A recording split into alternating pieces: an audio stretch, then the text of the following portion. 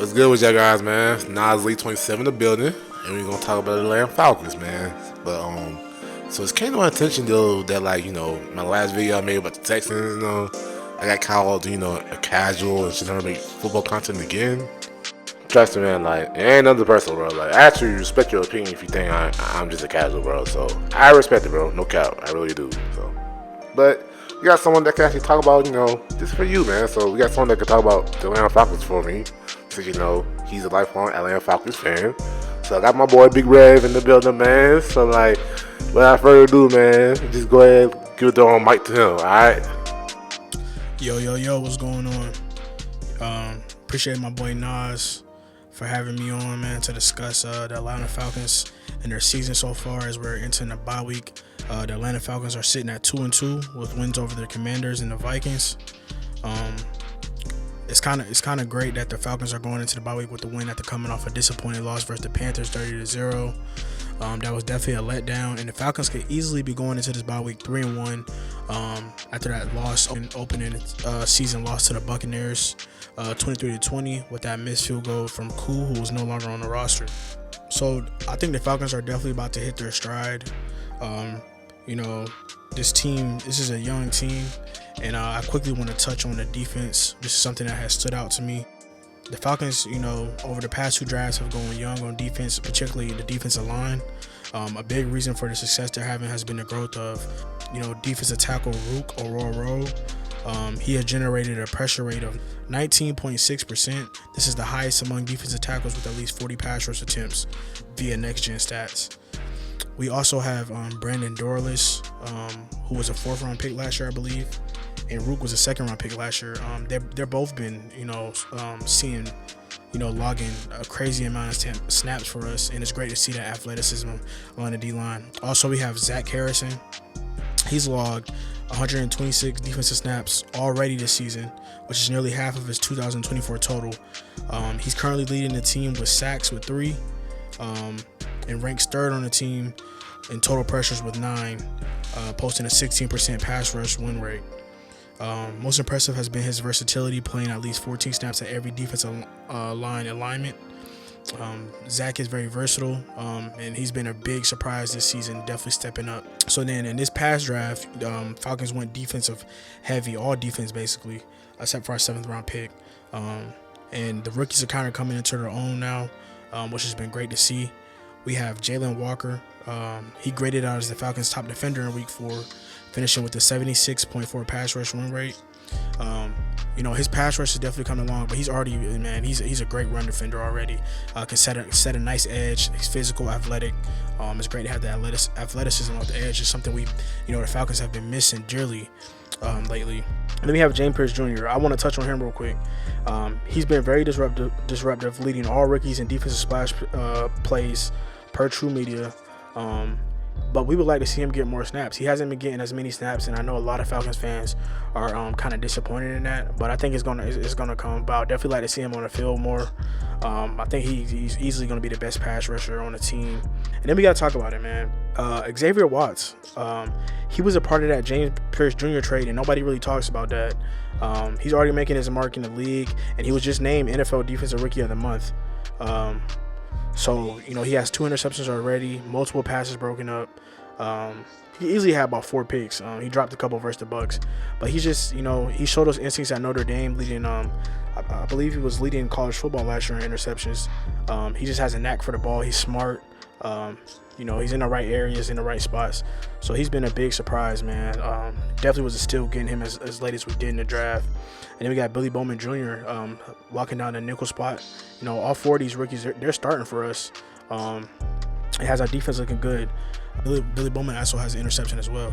And then I want to touch on the offseason addition. We got Devon Diablo. Man, he's been a nice surprise coming over from the Raiders, holding down that middle linebacker position with Caden Ellis. He set the tone, man. He's physical, he's long, and he's fast. So the Falcons, we rank 2nd in total defense and 2nd against the pass right now. And this is backed up by advanced numbers: top 10 in sack percentage, top 5 in EPA per play, top 6 in EPA per pass, and 11th in interception rate. And Devon Diablo's definitely been a part of that. He's a linebacker that can cover. and you definitely see that in his play on the field. The one thing I want to touch on with the defense is I think the Falcons still need a true nose tackle, somebody just bigger in size that can really plug up the middle against the run. I think that's one area where we are lacking. I would definitely like to see us maybe pursue that via trade this season, because I think we have an opportunity to definitely make the playoffs, maybe make a little run, but there's some areas we're lacking. And I need to see a little bit more of the pass rush. Leonard Floyd, I think he maybe has 2 sacks. Great veteran presence, but then I think some of AK's snaps need to go over to James Pierce Jr. AK's kind of had his opportunity. He's not bad, but I would love to see James get more opportunity and get us, some more pass rush going. So let's go over to the offensive side of the ball. I got to start off with my boy. I'm definitely going to start off with Bijan, but I'm going to start off with Kyle Pitts. Man, he's been nice this season. Kyle Pitts has been the highest graded tight end against man coverage this season, showing his ability to create mismatches, which he was known for. He scored his first touchdown last week versus the Commanders, and he's looking good. Definitely fully back from that knee injury. And he's definitely showcasing his ability and his talent. He has that connection with Michael Penix, and we might have to end up paying him next year, because he's looking good out there. And big surprises. I'm glad to see him bouncing back, being the the mismatch that we know he can be. And while we're on the tight end position, Bijan has been looking like offensive player of the year in the NFL. He's dominant, man. We definitely going to win games by establishing that run. That needs to be the basis of everything we do. So on that note, I have to give credit to Charlie Warner. He's definitely one of the best blocking tight ends in the NFL. And this year, Z-Rob has been creative in using him as a running back in some of our 11 personnel sets.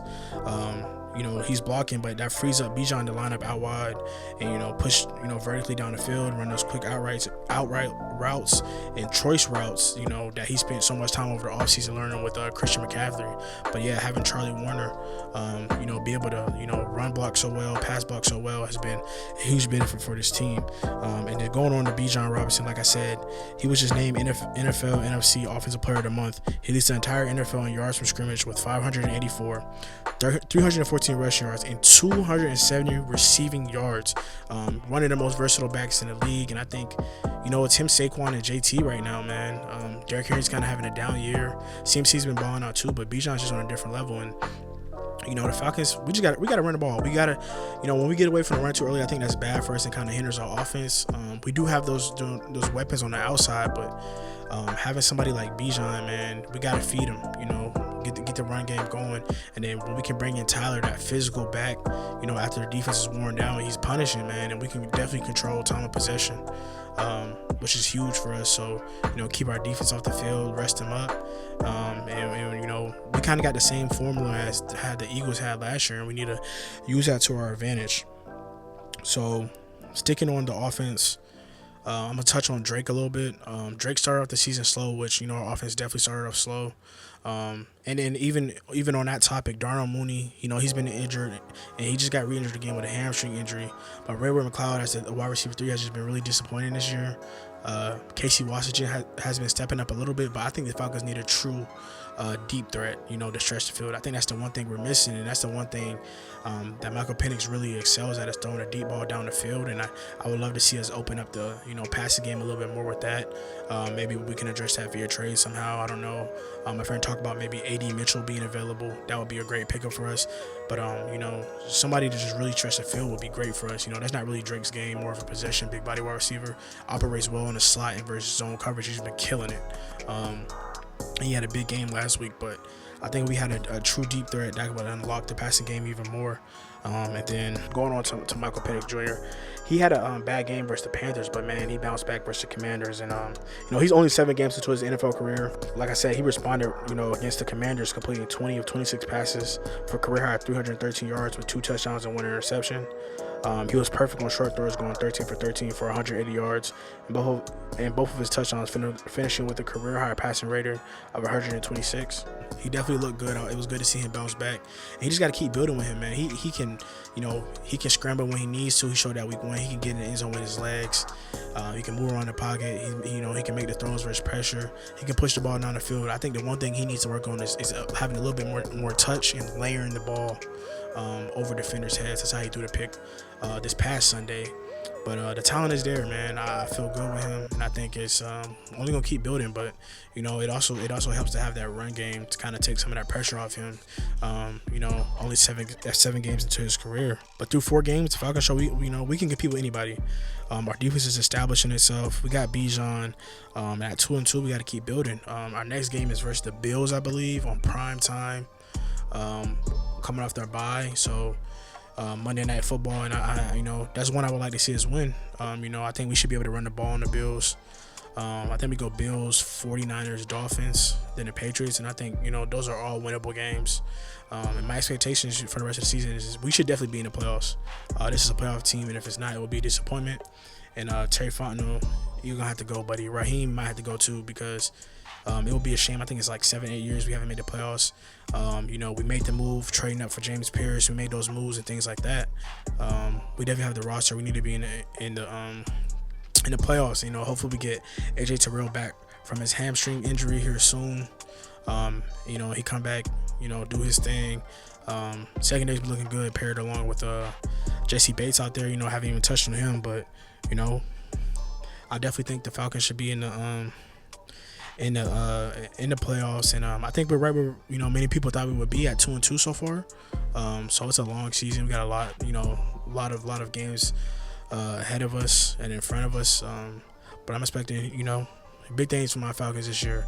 I was disappointed after that Panthers loss, but definitely feeling better after that win versus Commanders.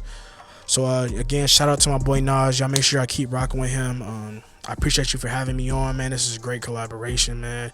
Definitely got to do more things like this in the future, man. Y'all can follow me on TikTok at Big Rev with 2 V's. Appreciate you, man. All right, man, I'm back. Shout out to Big Rev, man. I know him for a good amount of time, and he cool people, man. Really, really good, man. I really appreciate him doing the collab with me, man. And definitely go follow him on TikTok, bro. He got some good music on coming out for real. So definitely go follow him on that. Also, I don't know if he does Twitch again, but he definitely should hop back on that too. But I do want to talk about the Atlanta Falcons a little bit, just because the video is getting kind of long. I'll say for me, when it comes to the Falcons, definitely hinges on the young players doing their thing, because they have a lot of young players on defense, and then plus a lot of young players on offense too, especially the QB position. So it really hinges on them how good they could be this year. So they have a high ceiling, but they also have a low floor. So we'll see how they do, man. I'm not too sure.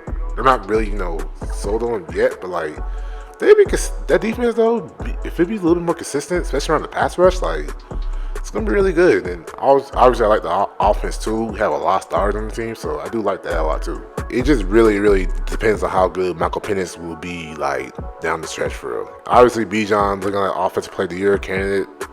Personally, I think Puka is, but Bijan definitely a strong second for sure. But this Falcons team definitely has potential to make the playoffs for sure. But if you mess with the video, man, mess with this collab, man, go ahead, like, comment, subscribe. Definitely comment down below if I should do more collabs with other people, man. But other than that, no, man, I really appreciate Big Rev hopping on the video with me, man. Definitely go follow him on TikTok, Twitch, all that type of stuff for that. Support his music. But this is Nolly 27 in the building, signing out. Peace out. Have a good day, man. Peace.